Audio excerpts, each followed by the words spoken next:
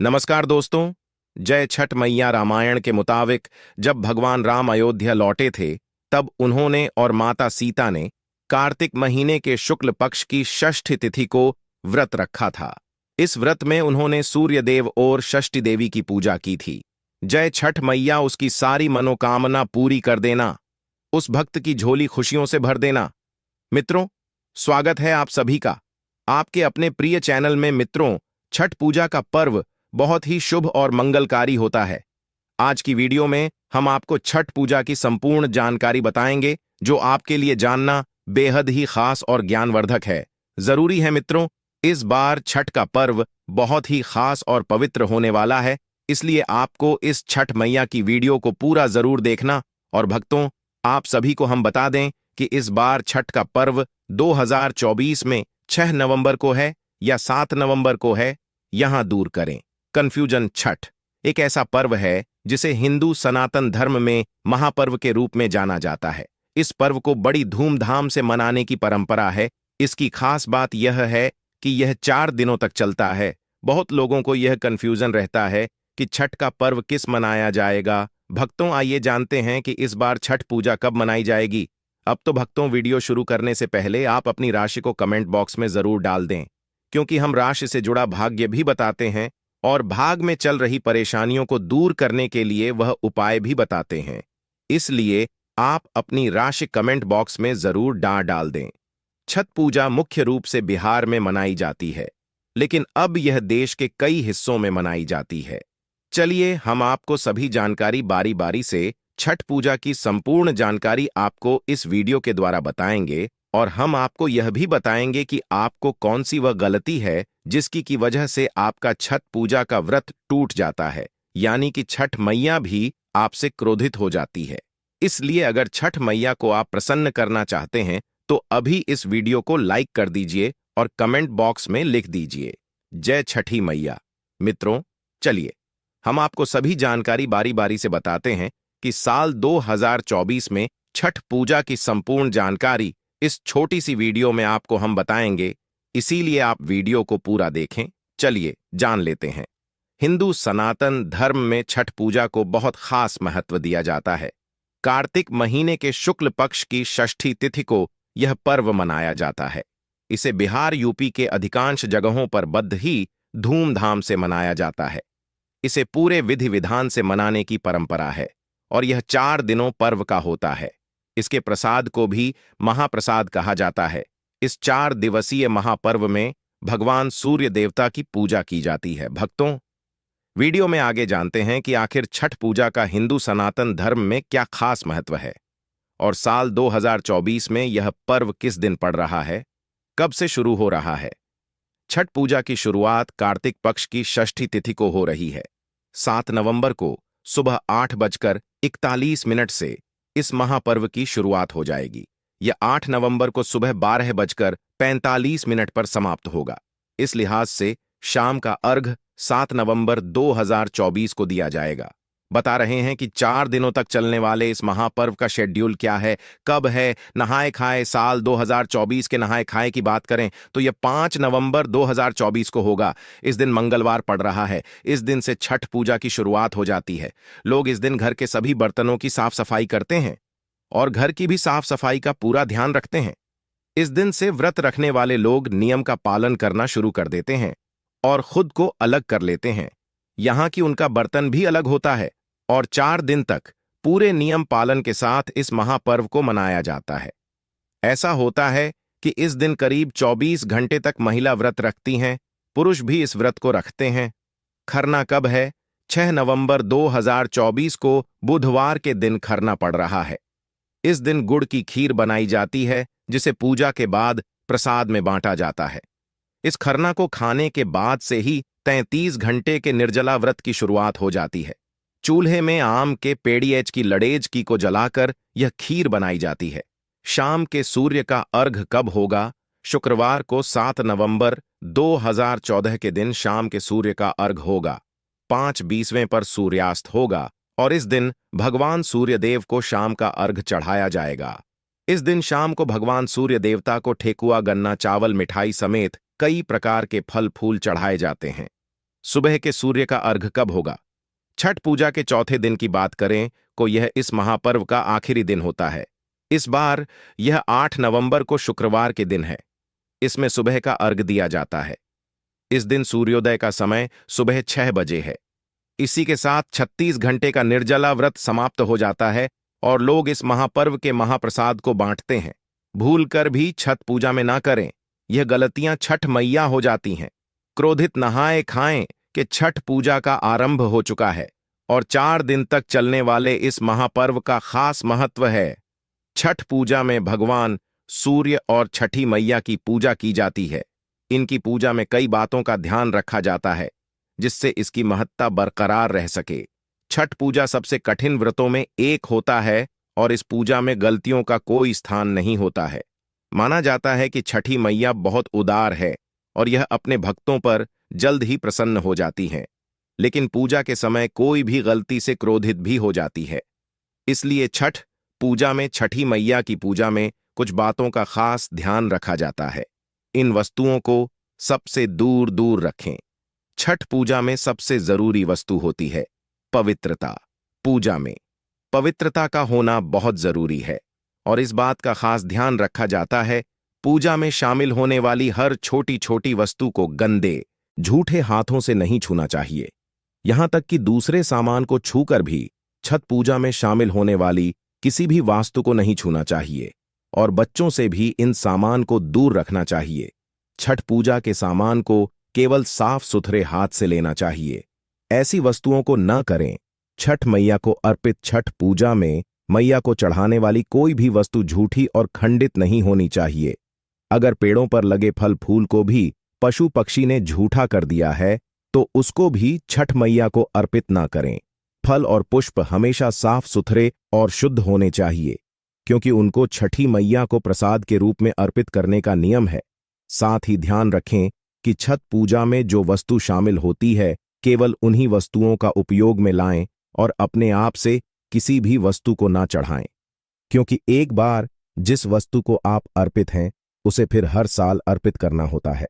छठ पूजा के समय इस बात का रखें ध्यान, छठ पूजा के प्रसाद को कोई और नहीं बना सकता, इसको केवल व्रतधारी ही बनाते हैं।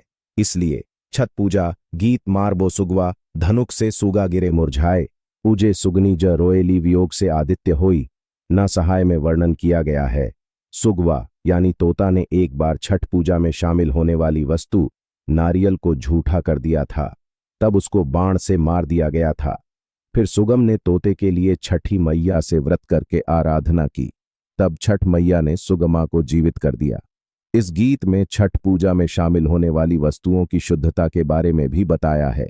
इन वस्तुओं के सेवन करने से बचे 4 दिन चलने वाले इस महापर्व में जो भी व्रत करता है और उसके परिवार वालों को भी तामसिक भोजन लहसुन प्याज तक के खाने से बचना चाहिए और इस व्रत की शुद्धता तक का ध्यान रखना चाहिए। यहाँ तक कि इन वस्तुओं को घर पर रखने से भी बचे। छठ पूजा में केवल सात्विक भोजन करना चाहिए। लहसुन प्याज को राक्षसी भोजन माना जाता है और व्रत के दौरान इन वस्तुओं के उपयोग से व्रत की अखंडता और शुद्धता खत्म हो जाती है और आप पाप के भागीदार बन जाते हैं। व्रत करने वाले यहाँ ना सोए। छठ पूजा में कई नियमों का पालन करना होता है क्योंकि इसे साधना और श्रद्धा का महापर्व माना जाता है। छठ पूजा का व्रत करने वाले मनुष्य को बेड गद्दा पलंग पर नहीं सोना चाहिए। 4 दिन तक व्रत करने वाले व्रतधारी को भूमि पर आसन बिछाकर ही सोने का नियम है ताकि व्रतधारी अपनी साधना को पूरा कर सके। इस तरह से सोने पर मनुष्य में शारीरिक और मानसिक रूप से पॉजिटिव असर पे पड़ता है। छठ पूजा में शामिल होने वाली हर वस्तु नई होने चाहिए। यहाँ तक कि पहले से उपयोग में लाए जाने वाले बर्तनों का भी उपयोग नहीं करना चाहिए। अगर आपको बर्तन धातु के बने हुए हैं तो उनको साफ करके उपयोग में लाया जा सकता है, लेकिन डाला हमेशा नया ही होना चाहिए। अगर कोई मनुष्य इन वस्तुओं को जुटाने में असमर्थ है तो संपन्न मनुष्य को उनकी सहायता जरूर करनी चाहिए। व्रत के दौरान तामसिक भोजन नहीं खाना चाहिए, जैसे बैंगन कटहर, लहसुन प्याज का भोजन, मांस मटन मछली चिकन आदि। इस दौरान धूम्रपान या अन्य किसी भी प्रकार का नशा नहीं करना चाहिए। भगवान सूर्यदेव को अर्घ देने से पहले जल या भोजन ग्रहण नहीं करना चाहिए।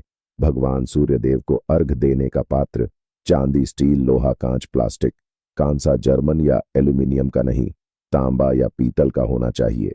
किसी मन्नत के लिए छठी मैया की पूजा कर रहे हैं तो मन्नत पूर्ण होने पर जो वाद किया है उसे पूर्ण करना चाहिए। शुद्ध और पवित्र होकर ही छठ का प्रसाद और भोजन बकाई चाहिए, गंदे या झूठे हाथ से नहीं। प्रसाद को ऐसे स्थान पर रखें जहां से उसे कोई छुए नहीं। इस दौरान महिला और पुरुषों को साथ में नहीं सोना चाहिए और पलंग पर भी नहीं सोना चाहिए। व्रत के दौरान वाणी पर संयम रखना चाहिए और मुंह से किसी भी प्रकार का अपशब्द नहीं निकालना चाहिए। छठ पूजा की सामग्री में किसी भी प्रकार की कोई कमी नहीं रखना चाहिए। छठ पूजा का व्रत 36 घंटे तक के लिए रखा जाता है। सप्तमी के दिन उगते सूर्य को अर्घ देकर ही इस व्रत का पारण होता है, इसीलिए इसके लिए पहले से ही तैयार रहे। यदि नहीं बनता है व्रत रखना तो ना करें। व्रत रख ही रहे हैं तो गर्मी से दूर रहे, शांत रहे, कम बोले, आराम करें। बस पूजा के दौरान ही सक्रिय हो। प्यास लगने या गला सूखने पर बर्फ से चेहरे और गले की सिकाई कर सकते हैं। भक्तों, त्योहारों के देश भारत में कई ऐसे त्योहार हैं जो काफी कठिन होते हैं और इन्हीं में से एक है लोक आस्था का महापर्व छठ पूजा, जिसे रामायण और महाभारत काल से ही मनाने की परंपरा है। नहाए खाए के साथ आज से आरंभ हुए लोक आस्था के इस 4 दिवसीय महापर्व को लेकर कई कथाएं मौजूद हैं। एक कथा के अनुसार महाभारत के समय में जब पांडव अपना सारा राज्य पाठ जुए में हार गए, तब द्रौपदी ने छठ पूजा व्रत किया। इससे उनकी मनोकामनाएं पूर्ण हुई तथा पांडवों को राज्य पाठ वापस मिल गया। इसके अलावा छठ पूजा महापर्व का उल्लेख रामायण के समय में भी मिलता है। एक अन्य मान्यता के अनुसार छठ पूजा या सूर्य पूजा महाभारत काल से की जाती है।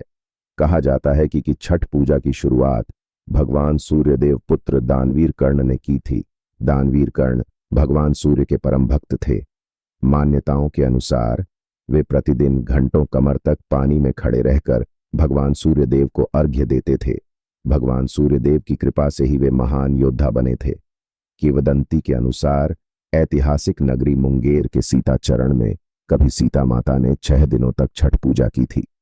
हिंदू सनातन पौराणिक कथाओं के अनुसार 14 वर्ष वनवास के बाद जब भगवान राम अयोध्या लौटे थे तो रावण वध के पाप से मुक्त होने के लिए ऋषि मुनियों के आदेश पर राजसई यज्ञ करने का फैसला लिया। इसके लिए मुकद्दर अरश को आमंत्रण दिया गया था, लेकिन मुकद्दर अरश ने भगवान राम एवं माता सीता को अपने ही आश्रम में आने का आदेश दिया। मुकद्दर ऋषि की आज्ञा पर भगवान राम एवं माता सीता खुद यहां आए और उन्हें इसकी पूजा के बारे में बताया गया। मुकद्दर ऋषि ने सीता माता को गंगा जल छिड़क कर पवित्र किया एवं कार्तिक मास के शुक्ल पक्ष षष्ठी तिथि को सूर्यदेव की उपासना करने का आदेश दिया। यहीं रहकर माता सीता ने 6 दिनों तक सूर्यदेव भगवान की पूजा की थी। लोका आस्था और भगवान सूर्यदेव उपासना का महान पर्व छठ पूजा की आज से शुरुआत हो गई है। इस 4 दिवसीय महापर्व की शुरुआत नहाए खाए की परंपरा से होती है। यह महापर्व पूरी तरह से श्रद्धा और शुद्धता का महापर्व है। इस व्रत को महिलाओं के साथ ही पुरुष भी रखते हैं।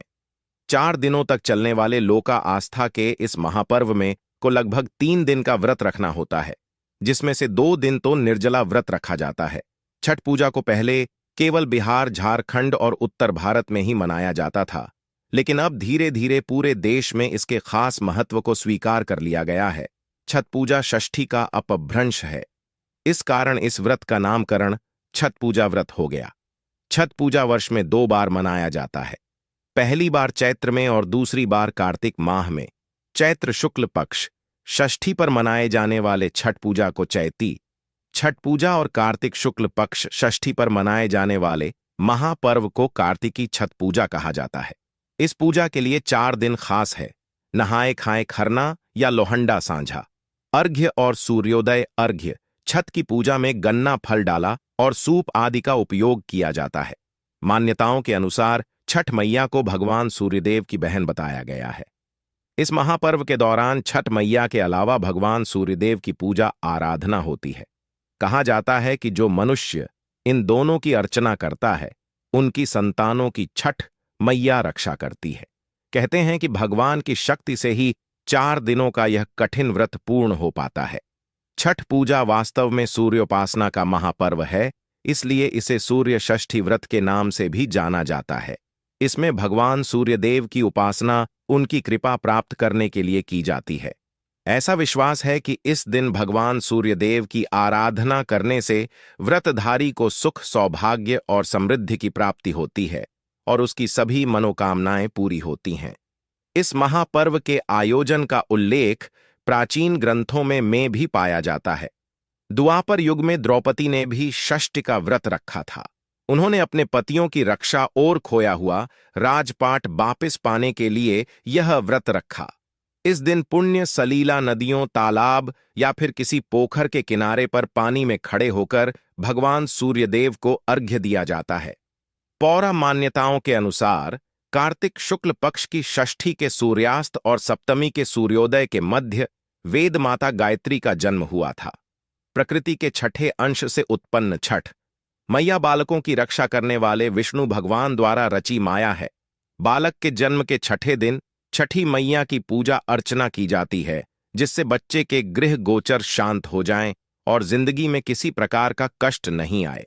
इस मान्यता के तहत ही इस तिथि को षष्ठी देवी का व्रत होने लगा। छठ पूजा की धार्मिक मान्यताएं भी हैं और सामाजिक खास महत्व भी है, लेकिन इस पर्व की सबसे बड़ी बात यह है कि इसमें धार्मिक भेदभाव, ऊंच नीच, जात पात भूलकर सभी एक साथ इसे मनाते हैं। किसी भी लोक परंपरा में ऐसा नहीं है। भगवान सूर्य, जो रोशनी और जीवन के प्रमुख स्रोत हैं, और भगवान के रूप में जो रोज सुबह दिखाई देते हैं, उनकी उपासना की जाती है।